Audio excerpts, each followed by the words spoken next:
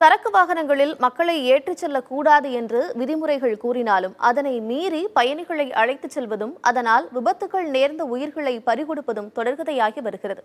இன்றும் கூட அப்படித்தான்.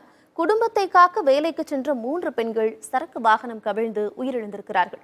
இந்த விவகாரத்தில் எடுக்கப்பட்ட நடவடிக்கைகளை செய்தியாளர் சுந்தர் மகேஷிடம் கேட்டு பெறலாம்.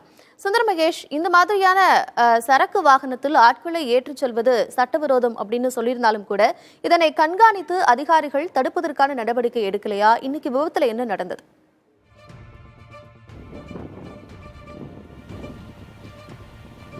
கார்த்திகா, தென்காசி மாவட்டம் சுரண்டை அருகே உள்ள திருச்சிற்றம்பலம் என்ற பகுதி கிராமத்தை சேர்ந்த சுமார் 17 விவசாய தொழிலாளர்கள் அங்கிருந்து அருகாமையில் உள்ள, அதாவது சுமார் 15-16 கிலோமீட்டர் தொலைவில் உள்ள ஆனைக்குளம் என்ற ஒரு கிராமத்திற்கு வாடியூர் வழியாக சுமை தூக்கி வாகனம், அதாவது லோடு ஆட்டோ என்று சொல்லக்கூடிய வாகனத்தில் பயணித்திருக்கிறார்கள். இந்த பயணிக்கும் போது அவர்கள் வந்த சாலை, அதாவது இந்த விபத்து நடந்த இடத்தில் தான் நாம் தற்போது இருக்கிறோம்.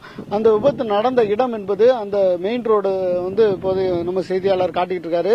இந்த சாலை ஒரு 90 டிகிரி கோணத்தில், அதாவது நேராக அப்படியே திரும்பும் வகையில் இருப்பதன் காரணமாக இந்த வாகனமானது, அந்த 17 பேரை ஏற்றி வந்த வாகனமானது அப்படியே இந்த இடத்தில் அந்த மின்கம்பத்தில் மோதி நேரடியாக உள்ளே கவிழ்ந்துள்ளது. இந்த பள்ளத்தில் கவிழ்ந்த போது அவர்கள் அப்படியே 17 பேரும் உள்ளேயே சாய்ந்துள்ளார்கள். ஒவ்வொருவர் மீது ஒவ்வொரு சாய்ந்ததன் காரணமாகவும் வாகனத்தின் கீழே சிலர் மாட்டிக்கொண்டதன் காரணமாகவும் சம்பவ இடத்திலே ஜானகி, வள்ளியம்மாள், பிச்சு ஆகிய 3 முதியோர்கள் உயிரிழந்திருக்காங்க. இது பாத்தீங்கன்னா எல்லாருமே 45 வயதுக்கு மேற்பட்டவர்கள் அவங்க இந்த பணிக்கு செல்லும் போது கொண்டு போகக்கூடிய அந்த உணவுப் பொருட்கள் கூட அப்படியே தரையில் விழுந்து கிடக்கக்கூடிய காட்சிகளை கூட நம்மளால பார்க்க முடிகிறது.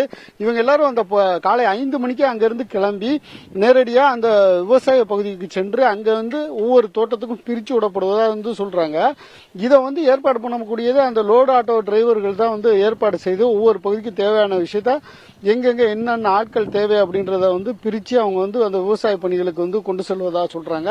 இன்னைக்கு காலையில 5 மணிக்கும் இதே போல இந்த பகுதியிலிருந்து கிளம்பிய இந்த வாகனத்தில் பயணித்த 17 பேரும் இங்குள்ள விவசாயம், அதாவது விவசாய நிலங்களில் விளைந்துள்ள சிறிய வெங்காய பயிர்களை அறுவடை செய்யவும், அதேபோல் கடலை உள்ளிட்ட பயிர்களை அறுவடை செய்யவும் கிளம்பி வந்திருக்காங்க. வந்தவங்க இந்த இடத்துல இந்த விபத்து ஏற்பட்டு உடனடியாக அந்த 3 பேர் உயிரிழந்து மீதி அனைவரும் 14 பேருமே தென்காசி அரசு மருத்துவமனையில் அனுமதிக்கப்பட்டிருக்காங்க. இந்த விவசாய தொழிலாளர்கள் ஒவ்வொரு பகுதிக்கு, அதாவது தங்கள் உள்ளூரிலே வேலை இருந்தாலும் கூட அந்த உள்ளூரில் பணியை மிக குறைந்த சம்பளம் 200 ரூபாய் 250 ரூபாய் கிடைக்கக்கூடிய சூழ்நிலையில் இவர்கள் அருகாமையில் உள்ள பக்கத்தில் உள்ள கிராமங்களுக்கு செல்லும் போது 300 ரூபாய் வரை கொடுக்கப்படுவதாகவும், சுமார் 350 ரூபாய் பேசப்பட்டு இந்த 50 ரூபாய் அந்த வாகனத்தை எடுத்து செல்லக்கூடிய அந்த ஆட்டோ டிரைவர்கள் பெற்றுவிட்டு மீதியை இவர்களுக்கு கொடுப்பதாகவும், இந்த 50 ரூபாய் அதிகமாக கிடைப்பதை ஆசைப்பட்டு அவர்கள் இந்த பக்கத்து ஊருக்கு அதிகாலையிலே சென்று வேலைக்கு செல்வதாக கூறப்படுகிறது. இதில் உயிரிழந்த 3 பேருமே பார்த்தீங்கன்னா தொடர்ந்து இந்த 3 பேருமே அவங்க கணவரை இழந்தவர்கள், குழந்தைகளை வளர்ப்பதற்காக இந்த தொழில், அதாவது விவசாய தொழில தொடர்ந்து செஞ்சுக்கிட்டு இருந்து அவங்களோட குடும்ப வறுமையை போக்கி அவங்கள வளர்த்து வந்திருக்காங்க அப்படிங்கிற ஒரு தகவல் கிடைச்சிருக்குது.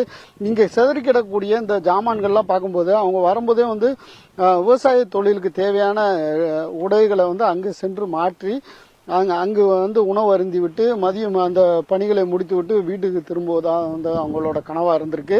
அந்த கனவு சிதைந்து அந்த உணவு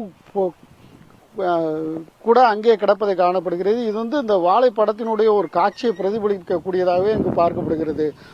கார்த்திகை, இனி இது போன்ற சம்பவம் நிகழாமல் தடுப்பதற்கு அதிகாரிகள் நடவடிக்கை எடுப்பார்கள் அப்படிங்கிறத நம்ம உறுதிப்படுத்திக்கலாம். விவரங்களை வழங்கியமைக்கு நன்றி.